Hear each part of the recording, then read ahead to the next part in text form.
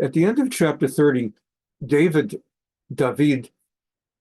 had successfully led his men in battle against the Amalekites, wiped them out, brought back their sheep and their cattle, and wiped all of them out. Of course, they saved all their own hostages, all their women and children. And then they ran into an interesting financial issue that we talked about at the end of the last class. And we'll just get into one more like deep learning on this, and then we go into chapter 31. You'll remember David was he had 600 men. And as they were marching into battle, 200 of the 600 men conveyed that it's kind of too much for them. They just can't keep up. And so they're asking whether it would be okay if they would be excused from going the whole distance. Perhaps they could participate in a different way. And David said, we actually need people to stay behind and watch all of our items. So that would be valuable. Why don't you stay behind and be shomer kelim? I gave the example in the modern situations in Gaza about how there are supply lines, and not everybody goes to the front. Not everybody takes a weapon per se and starts shooting. A certain number of people have to stay in the back, keep an eye on supplies, provide the supply lines for food and other things like that. And so he said, yeah, stay and be shomer kelim. You guard the utensils, people's items that they're not good, that they had to bring with them from Ziklag, our home base, on the way to battle, but that they don't need to have at the battle. And so stay behind. And now the battle's over, and it's been a great success. And as they come back, they've come back with all these spoils of war.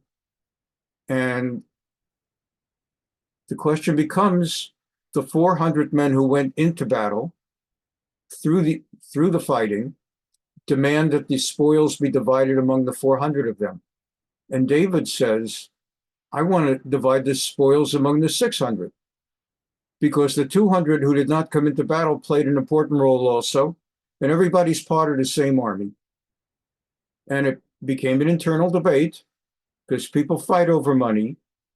And David, of course, was in charge, and they had had a great success, and they respected David, and perhaps they even realized one day he may be the king of Israel, and it's to our advantage to be in his inside guard rather than get expelled from his inner circle if he's going to be that important.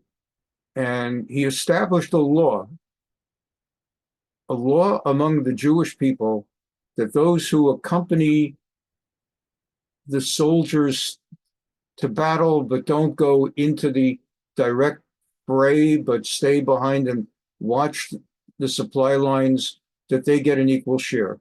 So let's look at the text a little bit.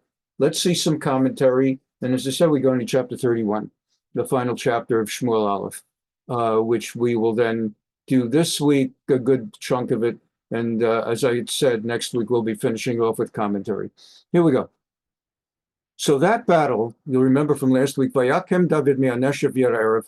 We talked about what is the definition of the word neshef, and there were all kinds of different ideas, and pointed out like evening. One opinion is that it means morning.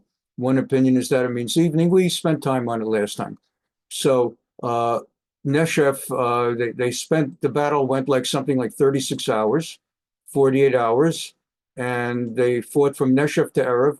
L'macharatam, and we talked again, does that mean one day or 2 days? Bottom line, they fought like 2 days, and nobody from Amalek survived. None escaped, except for 400 who fled on camel.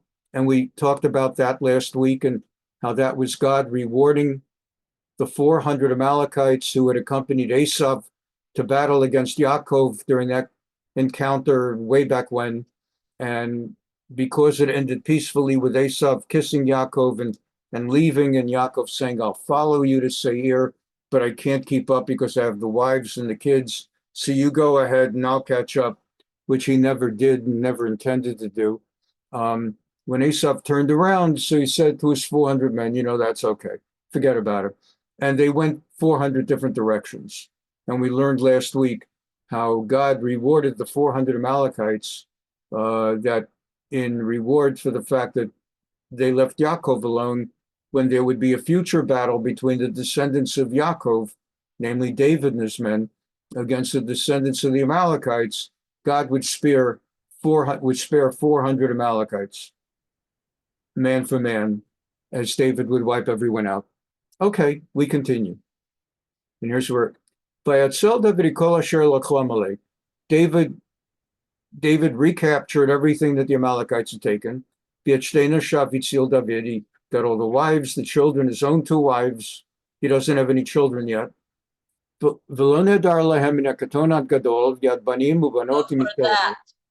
And there was absolutely nothing that they were not able to recover, young and old, and all their properties and all the children. He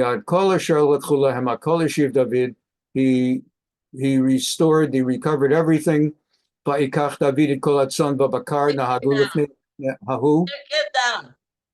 just make a quick little adjustment, and then we'll just continue. Just give me one moment. That will take care of that situation. And now we're back to our situation.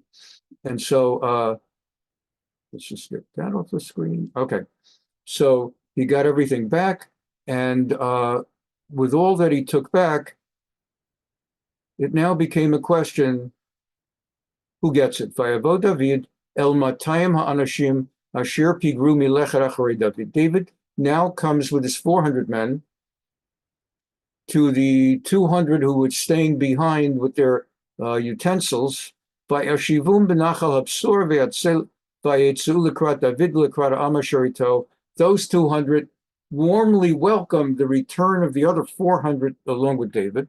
Va'igash David et Am v'yishalahem l'shalom. And David greeted all of them. Thank you for maintaining our supplies and watching over them. And he greeted them with a joyous shalom. And now the fight. Vayan kol ish rab liyal. But all the mean and churlish men, me'anashim asher hochum David, vayomru, among those who were more mean, more selfish, more self-focused. So what we had from that group is that Vayomru Ya'an asher lo hachu imi lo niten lahem me'ashalal asher itzalmi. They said, because these 200 did not come with us, they should not get any of the spoils. Kim isha dishto yet banav. All they should get back is their wives and their kids. That they should get back, but none of the plus, none of the value added that we just came back with.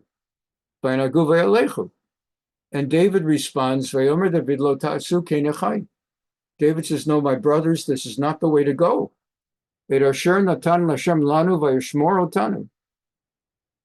know, God gave us bounty and watched over us. So he gave us bounty and he watched over us. And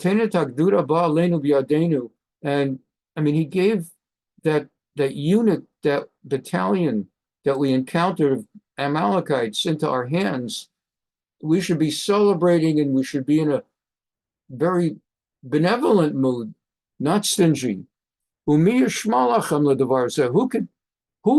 would accept what you're advocating to just cut out the other 200? The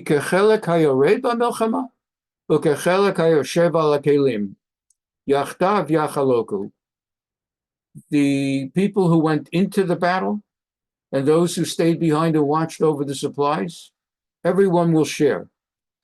Everyone will share evenly. And from that day forward, it was established as a law and a judgment, a law among the Jewish people, to this very day, that those who do not go in the front lines also get a meaningful share based on how many soldiers there are active in the army that went into battle, etc., how much they took out. So and that's it. And then beyond that, David sent of some of the bounty. Not only did he have it divided among his 600 men, the 400 who went into battle, and the 200 who watched the supplies, but he set aside some of the bounty that it did not go to any of them, but he distributed that among the people of Israel. By Avo David El Siklag, David returned to his base in Siklag, reminding you again that he had been in the Gaza Strip, which is where the Philistines are, and the king was in Gath, but the king actually went all the way up to Mount Gilboa for the battle with Saul. So he went up to Gilboa. David had been based in Siklag, just far enough away from the king's capital so the king didn't know what he was doing. And David was invading all kinds of places. And this we've been covering before.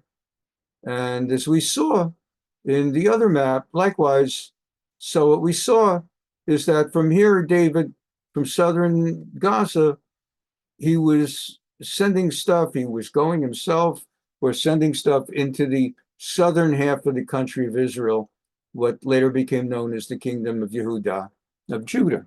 We continue. So he sent it, and he said, "This is a present for you from our spoil of the enemies of the Lord." He sent spoil to the elders in Bethel, Ramot Negev, and Yatir, Aner, Sifnot, and Ishtamot. In Rachal, in the towns of Yerach Ma'eli, to the cities of the Kenites.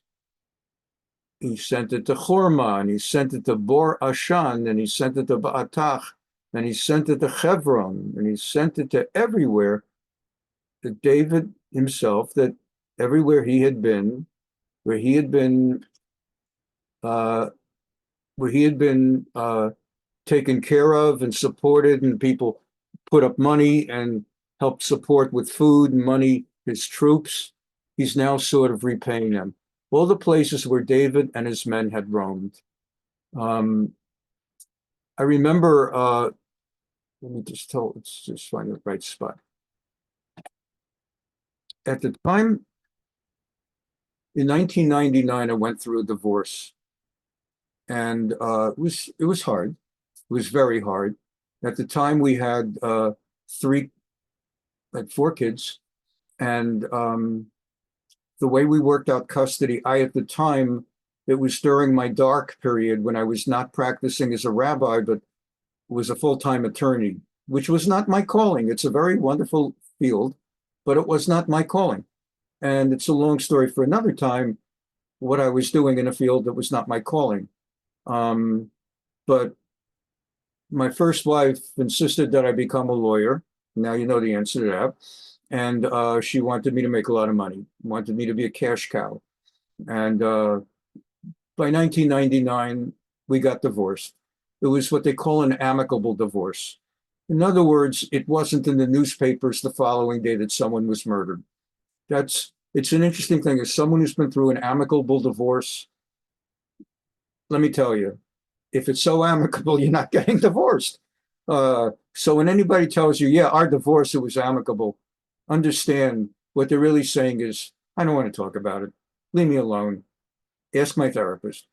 So here's the point. The way we worked out custody is that since I was working 1 million hours a day, billing as an attorney, we recognized that during the week, Monday to Friday, I was not going to be able to devote meaningful time to my children. I just couldn't. At the law firm that I was working at, Jones Day, and actually we called it Jones Day nights and weekends. When we were working there, it was like, there's no way I'm going to be able to see the kids. If I don't bill my hours, I'm going to lose my job. On the other hand, as an Orthodox Jew, I'm not working into shul. I'm leaving early Friday afternoon. I'm not going to be there Friday half the day. I'm not going to be there Saturday. I'll do my best not to go Sunday. So I had the kids on the weekends. That was the custody deal. I picked them up Friday afternoon from yeshiva, elementary school, and Monday morning I bring them back to yeshiva. Okay, Baruch Hashem, I got the kind of custody I want. If I couldn't have them 24/7, which is what I wanted, we all want at least I would have the custody on the weekend. Now, my new problem became, since I'm working all the time, how am I going to prepare Shabbos meals? I mean, seriously, I got to prepare Friday night dinner for myself and four kids, Shabbos lunch, Shalosh. I mean, how am I going to, and this is before Instacart. And what am I going to do? So I'm in shul, one Shabbat, and a lady named Lily Conrose, Kahn hyphen Rose, the merger of two names, her name Khan and husband's name Rose. Lily Conrose comes over to me and says, I've heard about what happened and, we feel terrible. And you know what it's like. Is there anything we can do? That's what, whenever you hear about somebody's, is there anything I can do? If you need anything, what are you going to answer to a thing like that? What are you going to answer? I mean, it's it's nice. So I go home and I'm thinking that basically my whole life is destroyed, messed up, and screwed up. And I have so many problems right now that I've got to deal with. The only decent thing I've got in my whole life right now is that I'm, thank God, divorced. So I'm trying to think to myself, oh my God, Lily Conrose. Let me see how much she really means it. So I called her up. I said, Lily, I don't know if you really meant it. And if you don't really mean it, no offense taken. Because whenever I say to people, if you ever need me, just give me a call. I mean, I changed my phone number to make sure they can't really give me a call. It's the last thing I need is for people to say, hey, thanks for offering to help me out. Here's what you can do. I'm not that nice. When I'm a rabbi, I am, but not when I'm practicing law. Okay? Let's understand. When you're billing hours, you're not so nice. Okay. I said to her, here's my dilemma. I don't know how I'm going to prepare for Shabbat for the kids, but I just explained to you guys. So she says, Dov, let me think about it and let me get back to you.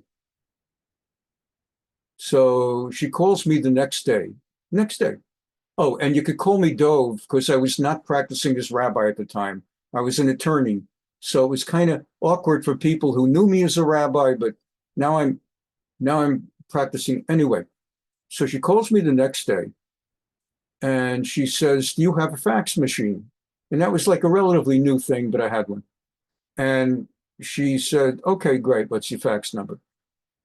About 10 minutes later, the fax machine starts.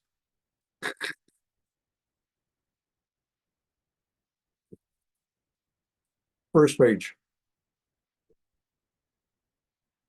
If you remember the sound of fax machines, second page. And page after page starts coming on the fax machine. So I pull the thing, and what this lady did, and that's why I'm mentioning her name, I always mention her name, never forget, Lily Conrose. What she did was, within 24 hours, she called around the shul. This is the Shaarei Tzedek shul in Valley Village in North Hollywood, or Valley Village in the Valley. And she called around the shul. It's a nice sized shul, lots of people. Told them my dilemma. Hopefully she didn't go into too much detail.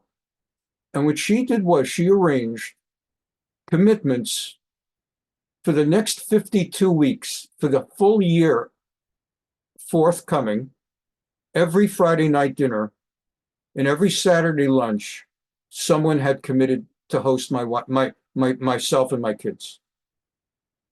That I don't have to worry about cooking a single Shabbat meal for the next 52 weeks, plus holidays. She's got sheets and sheets of papers. For the Friday night, you'll go to Linda Charlotte and Barry Pinsky, and Saturday night, you'll go to Eddie Levy. And then next week, you'll go to Yaakov Yellen, and then you'll go to us. We'll host you. And then the next week, you'll go to, and she's got 52 weeks of meals. And I mean, this is what we call chesed, kindness. And this is a big mitzvah. In Orthodox Judaism, all Judaism, I often say in Orthodox Judaism, because you got to do these things. You have to do chesed. And you never know what chesed, what kindness will come your way to do. And most people, when they wake up in the morning and decide, today I'm going to virtue signal and I'm going to do something to show how virtuous I am, no one thinks about booking someone for 104 meals with his kids, just calling people and telling them, you got to host him and his 4 kids. So, and actually, one of the families, Linda Charlin and Barry Pinsky, said, we'll take 2 meals a month. And the Conroses took 2 meals a month. So right there was 48 of the 104 meals. And we went twice a month to the Pinskys and Linda Charlin for about 3-4 months. And then one Shabbat, she said, I know someone named Ellen Groh, and I'm wondering, would you like to meet her? And basically what Linda was trying to do is she realized she made a commitment that she know what she got herself into. She's got to feed me and my family every week. So I've got to get this guy married. And I meet Ellen, and the biggest problem, I mean, Ellen and I, was sort of like when I met Denise. It's like right away. Well, it's sort of like when I thought about Denise after Ellen passed away. Let's just, but the thing is that as soon as I met Ellen, right away was I knew that I'd like to marry this lady, but I still had 41 meals left. And I didn't know if I want to, I mean, maybe I should marry next year and get the 41 meals. I mean, it's not everybody that gets to eat, and 30 different families try their food and try everything like that. And everybody treats you so nicely because they feel so bad for you. You pitiful little Juby that just got divorced and now never for you with the little kids. And we love you. So if you're into victimhood, like that's really amazing. But if you're not into victimhood, it's not so cool. So I decided to get married right away. Ellen and I, we got married. We had 20 wonderful years. And when she passed away, Denise was a member of our congregation. And shortly thereafter, Denise and I became very close in a new and different way from the way it had been before. Denise already had been very, very close with Ellen. So why am I telling you all this? A year after all of this, I talked to Ellen about, I've got like 30 families. I never thanked them properly. I thanked them, but I don't feel for what they did for me, keeping me afloat with my kids, not financially afloat, but emotionally, religiously afloat. I don't believe it was enough just to come with a bottle of wine and to say thank you. And we ended up making a party for these 30 families, made a nice, beautiful party. And we got food from one of the restaurants, kosher restaurants in LA. It's called kebab. What was it? Persian and Chinese food. Something like I forgot what it's like. Persian. It's kolo karangli or something. Persian and Chinese food. And that's like the name of the restaurant, Persian and Chinese food. And I remember saying to Ellen, it's like the perfect restaurant to be using Persian and Chinese food, because at the time of the divorce, she got to China and Iran. So anyway, we got the food and we made a party for these 30 families. And that's what David was doing. David was keeping a list, checking it twice, of all the places when he was fleeing from Saul, who gave him succor and shelter and gave him food and gave him a place to stay safely before he had to go on his journey. And now he's defeated the Amalekites, and for the first time, he's rich. He's been going out on sorties with his men from Ziklag, basically to feed themselves and stay afloat. And that's like the Groucho Marx word tonight, afloat. I think I used it about 9 times. The duck comes down with the $25. And David now has all this bounty from the battle and shares it. That's what that list is in the Navi that I just read you, with the people of Hebron and the people of Bethel and all of these places that aren't even mentioned in our classes of the last 30 chapters, because not every detail is there. You know, it's highlights. The book of Shmuel, all the Bible is highlights. It doesn't tell you what Abraham ate every Shabbos. Doesn't tell you, you know, what Abraham, you know, did every day. It's just highlights of a lifetime, maybe 5 highlights of a lifetime of Abraham, of Yitzchak, of Yaakov.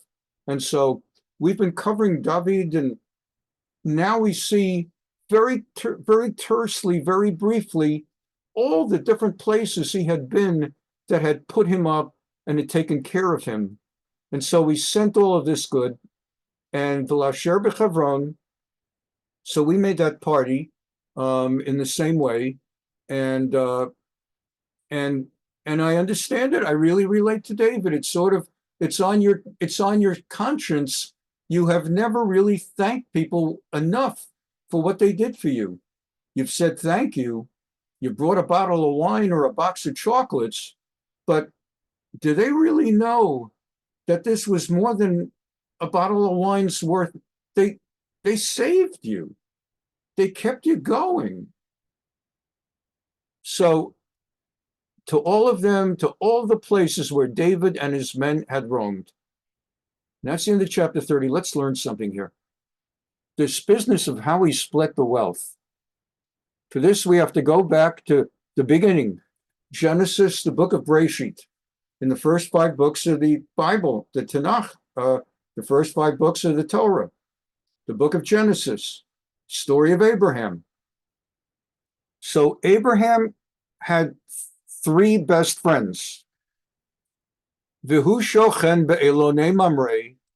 He lived very close to Hebron, in a place called Elonei Mamre, or an Elon is an oak tree. It's like Mamre oaks. Out here in California, the San Fernando Valley, there's a place called Thousand Oaks. I'm sure there are almost in every state some nice suburban neighborhood called something Oaks. There's also Sherman Oaks here, Thousand Oaks, Sherman Oaks. There's probably more oaks now that I think of it. So Elonei Mamre is like Mamre Oaks. And he lived there among the Amorites. It was way, way, way early. It was not yet time to displace and dispossess the Amorites from the promised land. That's coming later. We talked about that on our Thursday class when we went through Rambam about the Milchemet Mitzvah, the commanded battles to drive out the 7 nations. At that point, the Amorites were living there, and Abraham was living there in peace with them, because our rabbis tell us the Amorites had not yet built up enough sin, enough evil, to merit being dispossessed from the land of Israel. God did not authorize the Jewish people to enter the land of Israel and drive out the Canaanites, Amorites, Hivi, Perizi, Yevusi, Girgashi. He did not authorize them to be expelled and exiled until they had perpetrated enough centuries of sin, enough evil, so that the land was ready to spit them out. That's the Holy Land. That's actually a Jewish rabbinical understanding of part of the basis and legitimacy. When we talk today about your right to the land, is Israel indigenous? Are the Muslims indigenous? How could they be indigenous? They're 1,000 years later. Is Israel an occupying force? The Jews were indigenous. The only ones who have a better claim are the Amorites and the Canaanites and the Perizzites and the Hivite, the Yevusi, the Jebusite, and the Girgashite. At that time, the Amorites were there, and 3 men were basically like, there was Eshkol and there was Aner, and these were Bali Brit Avraham. These were Avraham's allies. It's not clear by the terminology Bali Brit Avraham. Oh, by the way, you'll notice his name still was Avram. This is the beginning. He was still Abram. God had not added the letter Hey to make Abram Abraham, Avram Avraham. This is early in his journey, in his life's journey. And it's not clear whether these were friends or whether these were simply like military allies. If I ever get into a fight, you'll be there with me.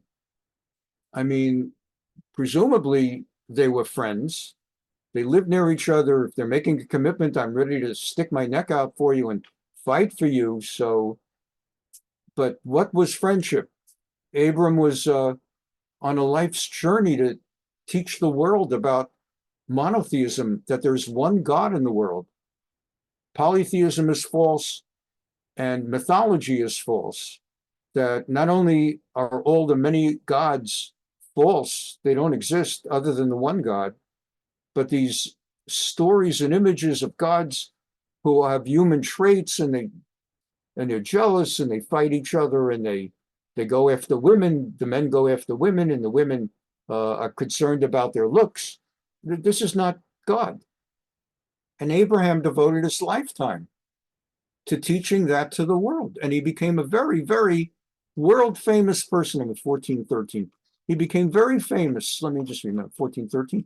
I want to just show you when he shows up at the time that Sarah passed away, and he appears before the people of Chet, the Hittites, one of the Canaanite peoples, and he asks them for a place to bury Sarah.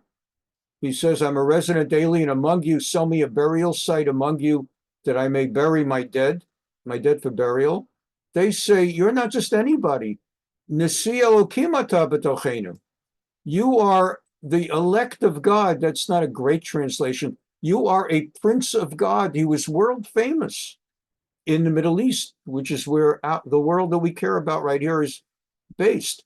He was world famous. He was building an extraordinary reputation at the time as the person going around. Think of, I mean, I don't even like to compare Abraham to anybody, but think of someone like, when you ask yourself, can you really, can a theologian who's not like backed by a lot of wealth, can a person like that be world famous?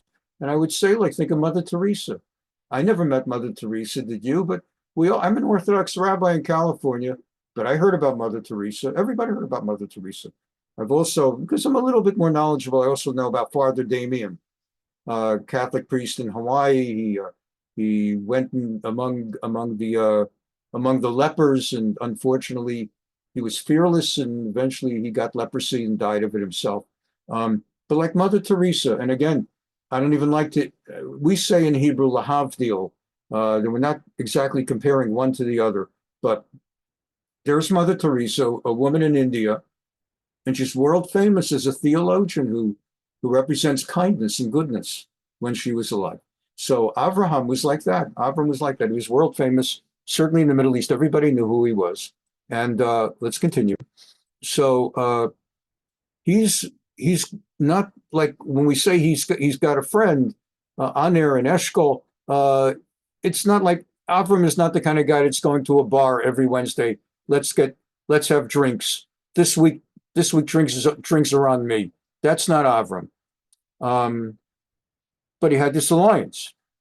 Vayavo Palit, the fugitive, came and told him that Vihuyo Shochen Ba'elone Mamre, and he at the time was again at that place that I told you, and he tells him that your nephew Lot has just been captured.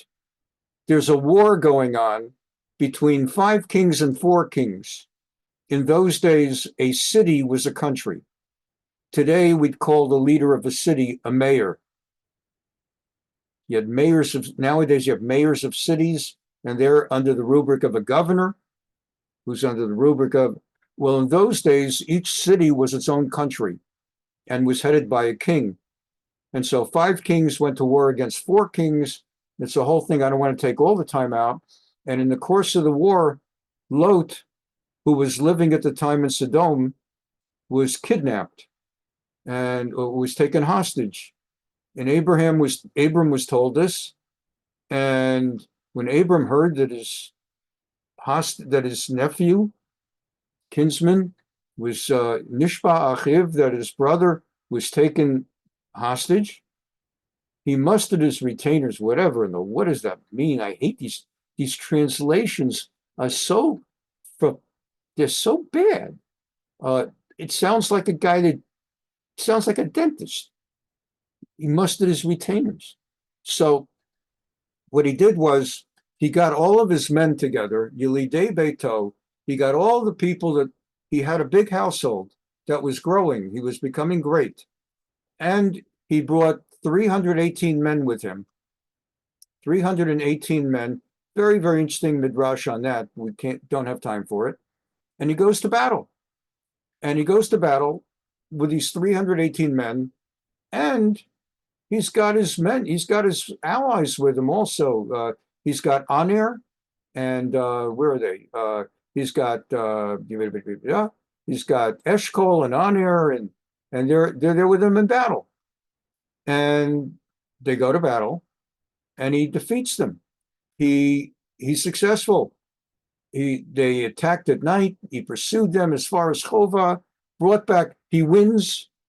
He saved Lot, brought back all the possessions, everything that those kings, actually the 4 kings defeated the 5 kings. The 4 kings were stronger. And he defeated the 4 kings. And therefore saved all the possessions that belonged to the 5 kings. And so he brought back all the possessions, brought back his kinsman Lot, that's his nephew, and all his possessions, and he saved all the women that had been. It's just sort of like the battle we just learned about with the Amalekites and David. All these men and women and children had been taken, and all their possessions. And just as David would later do with the Amalekites, Avram here, together with his 3 kinsmen and the 318 people below him, salvaged the men, the women, the children, all the possessions. When he returned from defeating Chedarlaomer and the kings with him, so now he's defeated the 4 strong kings, leaving very happy 5 kings who were facing death, and now they're sitting on top of the world. One of the 5 kings who comes out of this thing saved by Abraham is the king of Sodom. And this is the Sodom that later will be destroyed by God with fire and brimstone, because they're so evil and so much sin. Abram did not go to war on behalf of these evil people. Abram went to war on behalf of his nephew Lot, to liberate Lot, which meant fighting the side that fought Sodom. And as far as Sodom, that's not a factor for him at this moment. The king of Sodom came out, and he said, and King Amalekite of Shalem, Amalekite, the king of Shalem, some believe that that's Jerusalem, Yerushalayim, and that later Shalem becomes Jerusalem, Jerusalem. And that therefore many believe that Jerusalem is synonymous with Shalem. And we have in the United States a lot of cities are named for biblical places. There's Salem, North Carolina, Winston-Salem, which, just to go full circle how silly things get, for those of us who remember the Salem cigarettes. And so because they were manufactured in Winston-Salem, North Carolina, they were called Salem cigarettes. So the city of Jerusalem, the holiest city in the world, happens to be that a major cigarette brand was named for Jerusalem. It was Salem. There are a lot of cities like that. Do you know, I'm sure there was that terrible train disaster last year in Palestine, Ohio. Palestine, they pronounce it Palestine. And then there's a Palestine, Texas. Now, why is there a city in Ohio and a city in Texas named Palestine? Because they love the Arabs? Give me a break. Arabs have not, I tell you all the time, Arabs have nothing to do with Palestine. It's a dream. It's a mirage. When Arabs and these idiots in colleges with their idiot professors telling them about Arabs have nothing to do with Palestine. Palestine is Israel. That's what it was called. Israel, the land was called Palestine for a period of time, and it was renamed Israel. It's the Jewish land. Why was it named Palestine? I'm not going to take out the time again. I've gone over a million times. Palestine, same thing as Israel. When American Christians were involved in building a new country here in the United States, and by the way, Denise has told me, and I'm going to have a green screen next week. So when I move my hands, so you don't see my hands disappear all the time, because I can't talk without moving my hands because I'm a Jew from Brooklyn. A Jew from Brooklyn, once, if you tie these two hands, I can talk. So the hands are like the key to talking. It's like the way a switch turns on the light. You close the hands, you close, the class is over. So now I'm getting all animated, so I know my hands are disappearing like David Copperfield. But I'll be putting a green screen. You'll see they stay. I'm going to lose my magic. Anyway, here we go.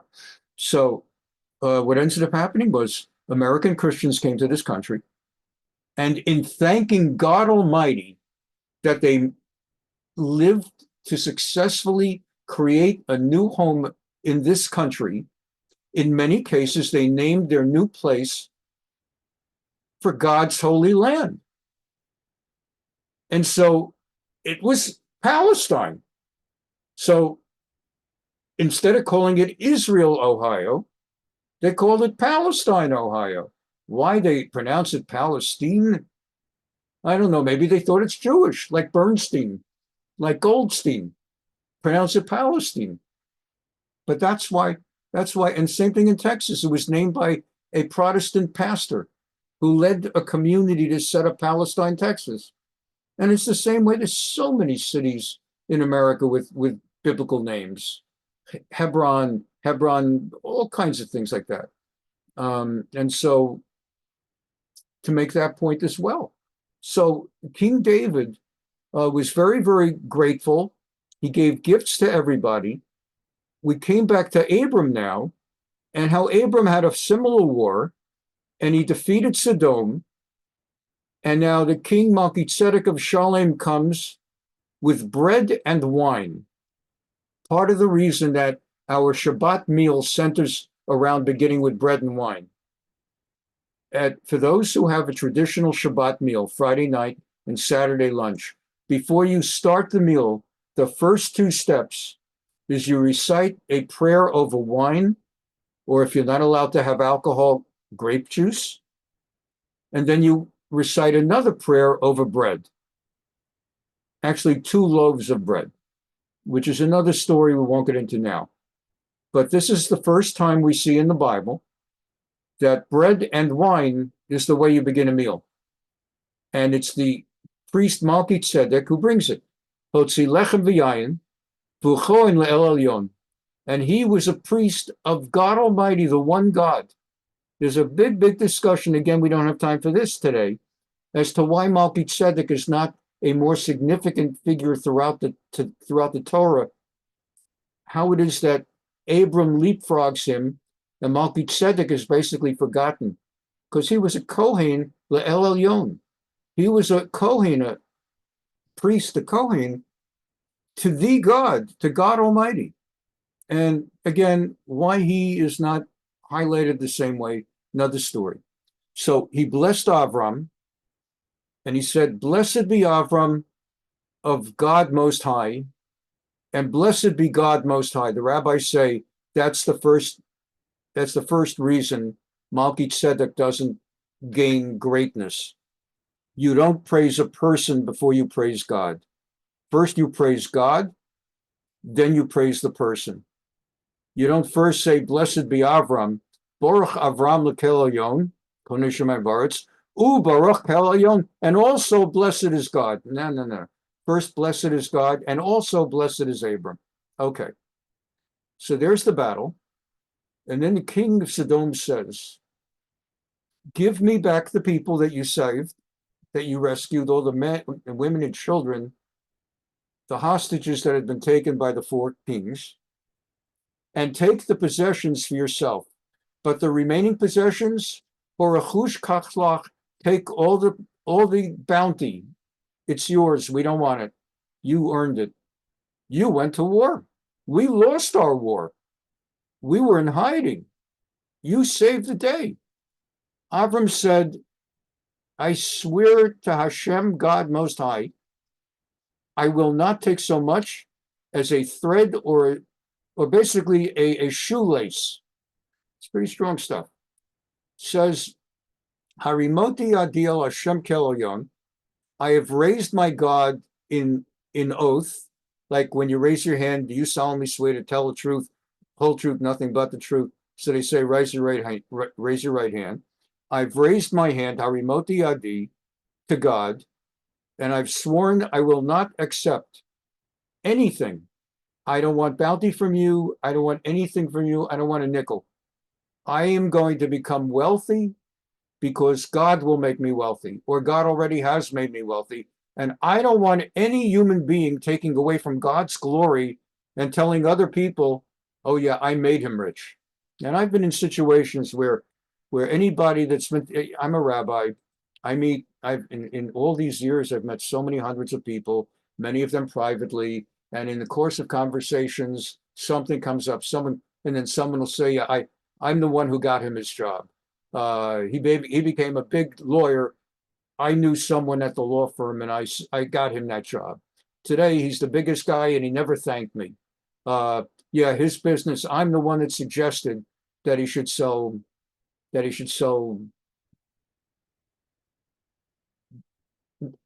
I'm the one suggested to Harvey Nike that he ought to go into sneakers, and that kind of thing.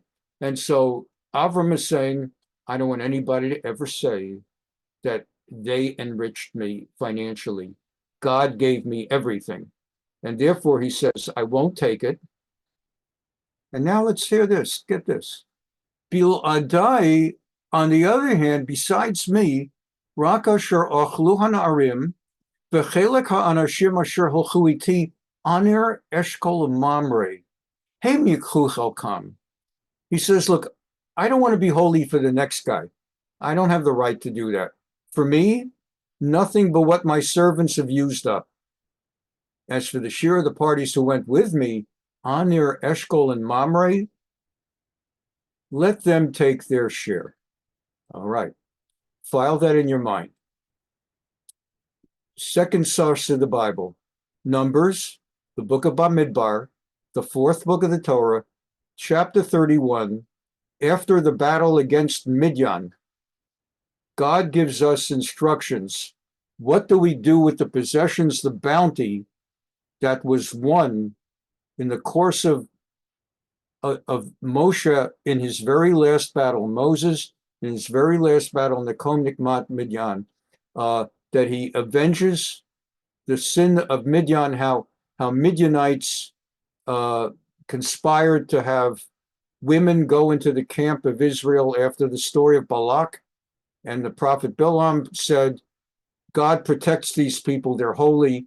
Send prostitutes to go among the camp of Israel. They'll lure men to them. The men will sin. There'll be sin among the people. God no longer will protect them. Then you'll be able to make war against them. God commands Moshe Rabbeinu, Moses, our teacher, go to war against Midian. And so by God's command, Moshe goes to war, and he comes back with a great bounty. God says to Moshe, you and Eleazar the priest, basically Moshe's brother was Aaron. Aaron was the high Kohen. Aaron had 4 sons, of whom 2 of them, the first 2 died, Nadav and Avihu, when they brought a strange foreign fire, an alien fire, which is a whole nother discussion in the book of Leviticus, 3rd book of the Torah, chapter 18, I believe, or chapter 16, somewhere around there. And after Nadav and Avihu died, that left Eleazar and Itamar. So Eleazar was the 3rd, that makes him senior to Itamar. And Eleazar also is the father later of Pinchas. So you and Eleazar and the family heads of the community take an inventory of all the booty all the bounty that was captured, all the people and all the animals, and divide the bounty equally among the combatants who engaged in the campaign and the rest of the community. So, so this is a little bit like David. With Avram, he's not taking any of the possessions, but he's making sure that Aner and Eshkol and Mamre, they came with him. They're getting bounty. And here God is saying, soldiers went to war, but the women didn't go to war. The children didn't go to war. The elderly men did not go to war. Kohen and Levi did not go to war. Perhaps people who were in the first year, if you're the first year since getting married, you don't go to war. If you're the first year of buying a house, you don't go to war. And if you're the first year of planting a vineyard, you don't go to war. So a lot of people did not go to war. And God says, you divide the bounty equally among those between the combatants who went to war, who were in the army, ubein kol ha'edah, and the rest of the community. You exact the levy in the case of the warriors who engaged, and it goes through how you're going to figure out it's going to be from half their share and 1/500, and you do the multiplication and the division, and it comes to this and it comes to that, and a half share, and all the animals given the Levies, and the amount of bounty other than the spoil that the troops had plundered was 675,000 sheep, 72,000 head of cattle, 61,000 asses, 32,000 humans, namely the females, who had, because the men were all killed, and so that came to 3, and it goes on and on. It's got numbers. It's really it's a book of numbers, So they've got a lot of numbers, and they calculated. So the Midrash talks about this. The Midrash is fascinated. Midrash Lekach Tov on Genesis 14, Bereshit 14. This is the Midrash that gets, in the context of Abram going to battle against the 4 kings to rescue his nephew. Bil adai rak asher achlu hana'arim, v'chelek ha'anashim asher hilchu iti, Aner Eshkol Mamre, he yiklu chelkam. They quote from chapter 14, what I taught you in Genesis, how Abram said, I won't take anything, so that no one will be able ever to say, I made Abraham rich. But as far as my kinsmen or my allies, Eshkol and Aner and Mamre, they get paid. Zehu shematzinu b'David. And the Midrash says that's what we see with David. Tichtiv, as it says, Vayihi min hayom ahu v'mala, and there was a battle. And Mimi lamad me Abraham, Zikeno.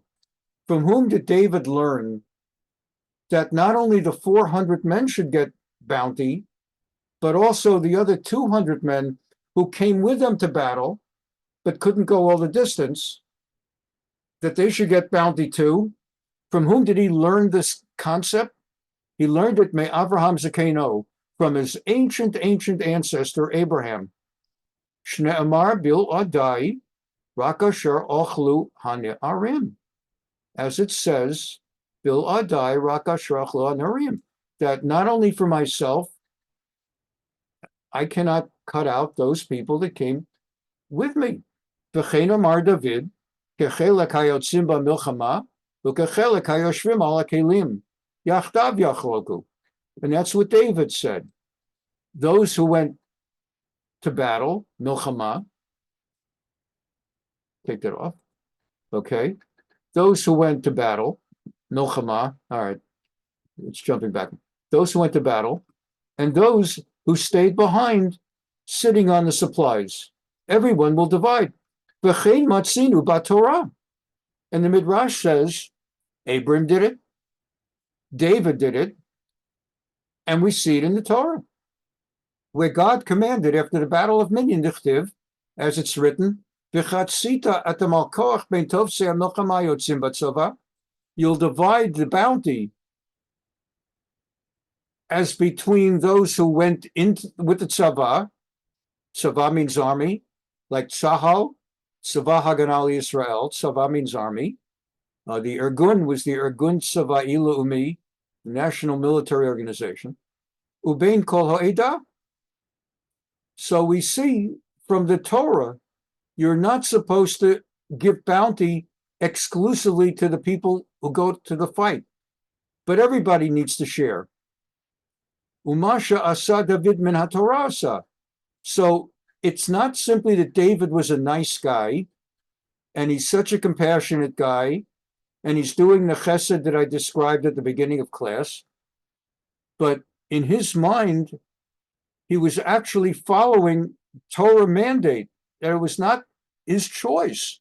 If he won bounty in the course of a battle and had 600 men, of whom 400 came into battle and 200 sat behind, his understanding was, just as he has to eat kosher, and you have to keep Shabbat, and you have to do all the other things that the Torah commands, that when it comes to dividing bounty after a battle, you do not give all of it to the soldiers. You have to divide it among everybody. So the Midrash says, Umasha Katuv, Vayisima David L'chok. So the Bible says, what we were reading today says, that when David did it, it said that,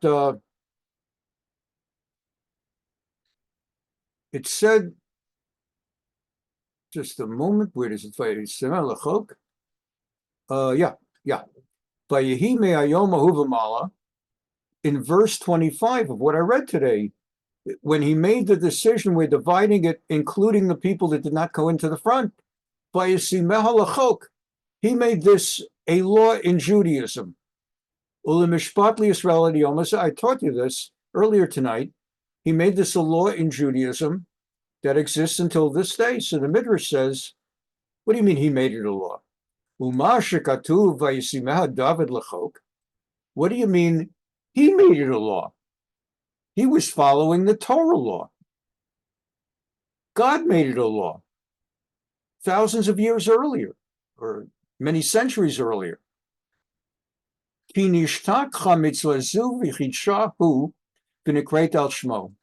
Midrash explains that the Jews had forgotten that law. They remembered Shabbat is Saturday. They remember you can't eat pork, but it's not something that came up as often. And the nation had forgotten that they have a biblical mandate on how to divide bounty. And David, he had enough learning of Judaism and of tradition, he knew this was the law. Therefore, by restoring God's law that had been forgotten, the Bible honored him in what we learned today by calling that law by his name, saying that he made it the law. Lomadnu kol hamachadesh davar shniyah v'nishtakach b'hitchadsho nikreit al shmo. From this we learn anyone who restores a law of God that somehow got forgotten because of lack of use, because it doesn't come up that often, and restores that law, it becomes known as his law. Ki Aner Eshkol Mamre lo hochu b'milchama. Actually, the Midrash says that Abram's three great allies that we learned about tonight in the book of Genesis, chapter 14, Aner, Eshkol, and Mamre, they did not actually fight. They accompanied him to the battle, and they watched the supplies while he had to go to fight. And yet, when he came back and was offered bounty, he said they get a share as well. As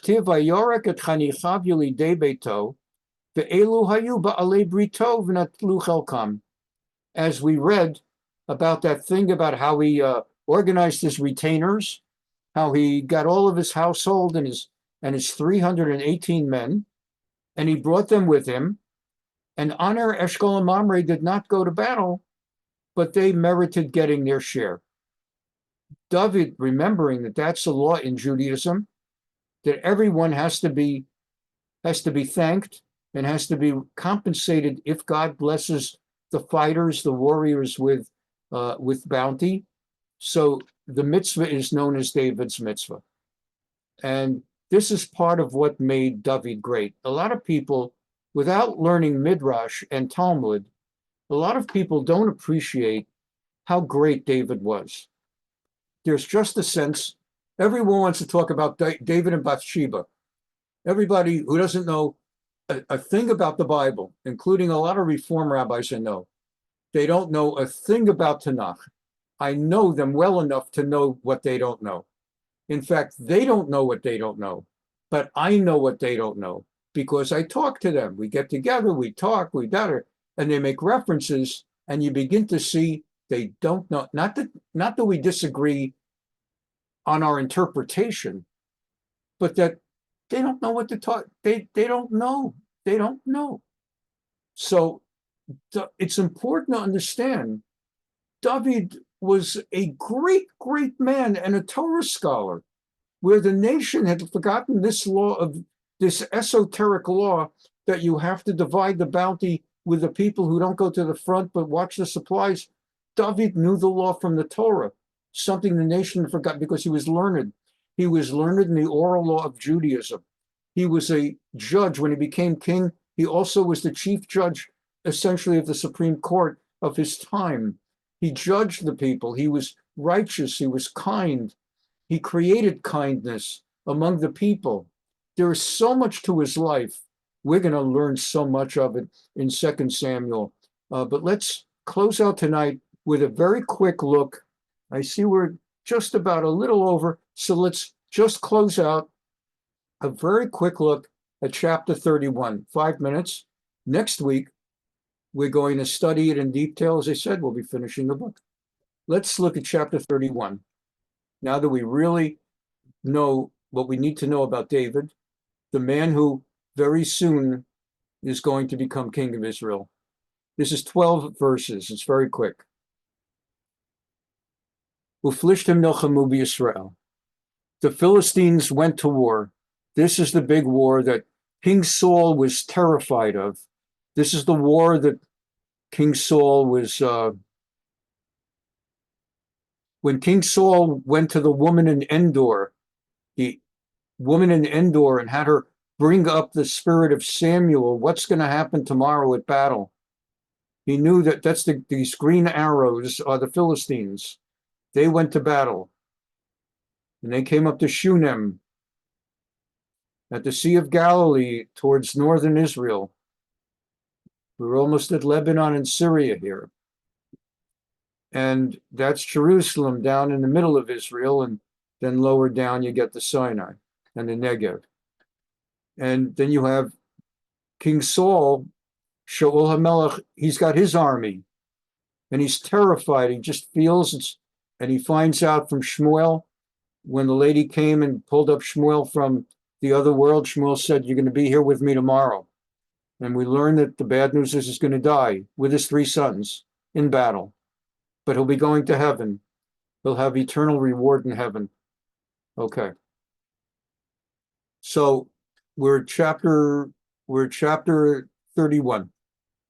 Let me just pull that back up. Philistines attacked Israel. Men of Israel fled before the Philistines. It was just a rout. We had some great wars against the Philistines. This was not that. And it was a terrible rout. And the men of Israel fled.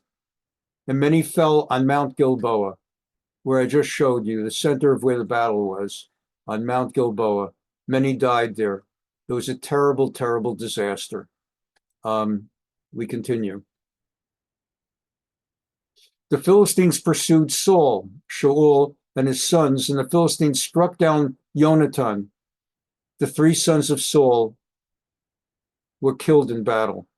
By Akufli Shtimat Yonatan, that lifelong friend of David, that brother of David practically, dies in battle. He was supposed to be the next king, theoretically. He would have been the one to continue the dynasty, but we've been learning for months that he was not going to merit the dynasty, not his fault. His father, this is what happened, and he and Avinadav and Malchishua, the sons, died in battle. There were 1 or 2 sons of Saul who survived. The battle raged around Saul. and some of the archers. In those days, people did not have guns.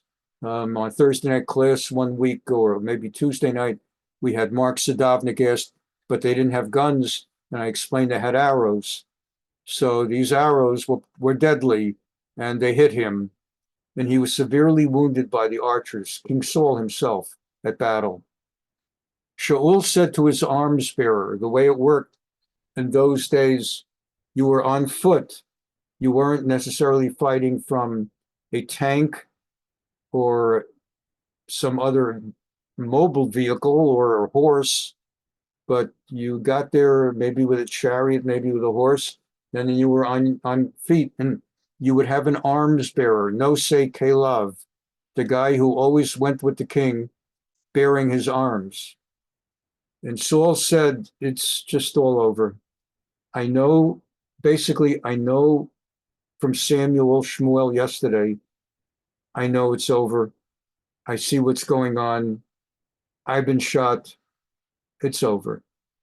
Draw your sword and run it through me, so that these uncircumcised Philistines, there's nothing lower than that. To us, it is a sign of honor and glory that we are circumcised. Some people a lot of people make jokes because there's a sexual connotation, because we're talking about the reproductive organ. So there are many, many blue jokes about circumcision and mohels, the ones who do it, and all of that. But actually, bris is very holy. And the circumcision. There are parts of Europe that they look down on Jews, and to them it's like these Jews are a notch below us, because we have our what do you call it? Well, whatever you call it, and they don't have it anymore. The foreskin, and they don't have their foreskin. I'm a full man. I have my foreskin. He doesn't have his foreskin. To us, it's the other. It's that God Almighty commanded Abraham that you'll enter into a covenant with me, a unique covenant. And the sign of the covenant is that all your males on the 8th day will have their foreskins removed, the bris. So for us, it's a sign of pride, and it's an insult. It's an insult to say of another person that he is uncircumcised. In the Bible, they don't use deprecating terminology for non-Jewish people other than a man who is uncircumcised. And Saul here is saying, I don't want to be killed by an uncircumcised person. I don't want a non-Jew killing me. I'm the king of Israel. I don't want a non-Jew to be able to say, I killed the king of Israel. I don't think I'm allowed to do that. He's the first king. There's no history in this. There's no precedent either way. And it's just his perception. And there's a great rabbinic debate, because you're not allowed to commit suicide. You're not even allowed, according to Jewish law, this latest thing about assisted suicide. How could Saul have done it? It's discussed in great detail by the rabbis. We know from Shmuel's prophecy that Saul went to heaven. It was not a sin. And the rabbis say that in a situation where a person, for example, is mentally ill, otherwise feels that he's being pursued to his death, either as in our case, where he is being pursued to his death, or a person who's mentally ill and feels like they're coming to get me and kills himself in a stage of mental illness. It is regarded, we have a tradition that for someone who commits suicide, that person is either not buried in a Jewish cemetery or is buried in a corner of the cemetery, just outside the gates of the cemetery is where we bury suicides. As a rabbi of 40 years, I could tell you, I've never seen a case of a suicide buried in the corner or outside. Every suicide in 40 years as a rabbi, whether I've been the rabbi who made the call or I attended the funeral and burial being conducted by another rabbi, every one of those people is buried like a regular death. The perception is anyone who kills himself, herself, is mentally ill. If someone does it like the ancient Greeks, where Socrates basically decides, I'm 60 or 70 and I no longer can have sex. That's really what it was. It's like my lower organ is no longer operating the way it did in an era. I'm not making a joke. People laugh because it's in an era before Viagra and Cialis. There's no Viagra, there's no Cialis. And so he decides there's no point to being alive. He's still got a good mind. He could still do all kinds of things. He could still eat Greek yogurt, Greek hummus. He could even get together socially with Alice and see Alice. But no, he decides instead, I don't want to live anymore. No point. That's the suicide that gets buried outside a Jewish cemetery. But a person like King Saul, the rabbis say what he did, he had to do. So just to finish up, I don't want an uncircumcised to kill me, make sport of me. So you kill me, he says to his Jewish arms bearer. And the Jewish arms bearer says, I cannot strike down the anointed of God. Don't do that to me. In great awe refused. So Saul grasped the sword and fell upon it. He killed himself. And when the arm bearer saw that Saul was dead, he also fell on his sword and died with him. So Saul and his 3 sons and his arms bearer, as well as all his men, died together on that day. 6 more verses. And when the men of Israel on the other side of the valley, on the other side of the Jordan, saw that the men of Israel had fled, and that Saul and his men were dead, his sons were dead, they fled. Everybody ran. They abandoned the towns and fled, and the Philistines came and occupied them. The next day, as the Philistines surveyed the battlefield and all the corpses, and they came to strip the slain, gather their dead people. Maybe they have good shoes, maybe they have good clothing, maybe they have jewelry, maybe they have, because jewels existed then too. They have good swords. So they came to strip the slain. They found Saul and his 3 sons lying on Mount Gilboa. And we'll stop there. There are 4 more verses to go. We'll finish that next week, and we'll be doing the final. We'll be doing the final midrashim on it next week as well. I want to thank you for being here. I'd said we're going to celebrate. There's a tradition in Judaism to make a party whenever you finish studying a book in the Bible, because we love to learn.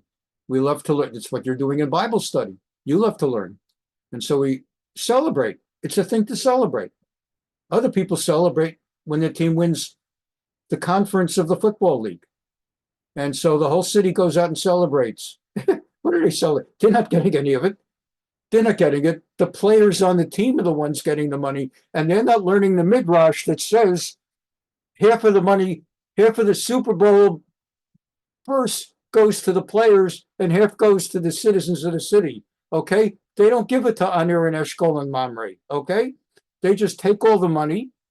And while the people of Pittsburgh or Cleveland or New York or Los Angeles celebrate, and they're up all night and they take 3 days off from work because my team won the league championship.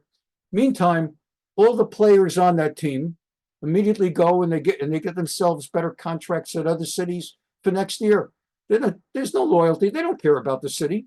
So that's just all the different things you learn in this class and to think about.